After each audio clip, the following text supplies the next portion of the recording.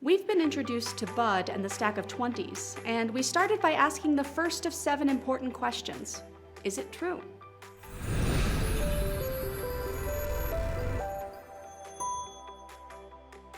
But we need to ask a few more questions before deciding what to do and say about Bud. For question number 2, we have to ask, is it wrong? You saw Bud take a stack of 20s out of the cash register and put them in his pocket. It looked like he was stealing, but maybe not.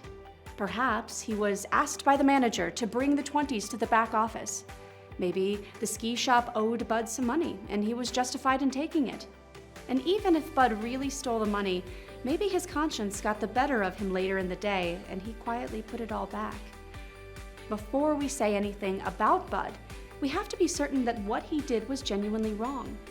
If we aren't sure, the right approach is to judge Bud favorably and assume the best about him and the money.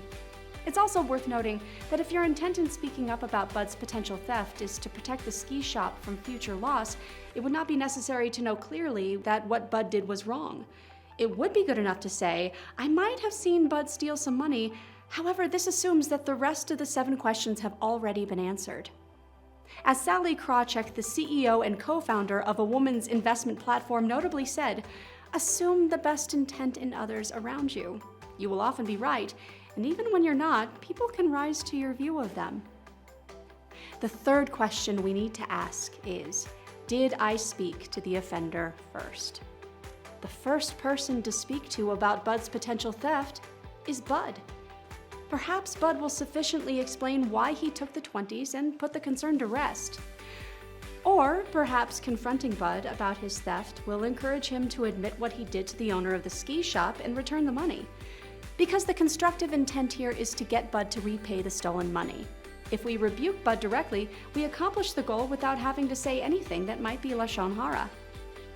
On the other hand, if you know confidently that Bud won't listen to you, you don't have to speak to him. Additionally, it's worth repeating that if your intent in speaking up about Bud's potential theft is to protect the ski shop from future loss, it would not even be necessary to rebuke Bud first. In the next few videos, we'll ask questions 4 through 7 and figure out what to do and say about Bud.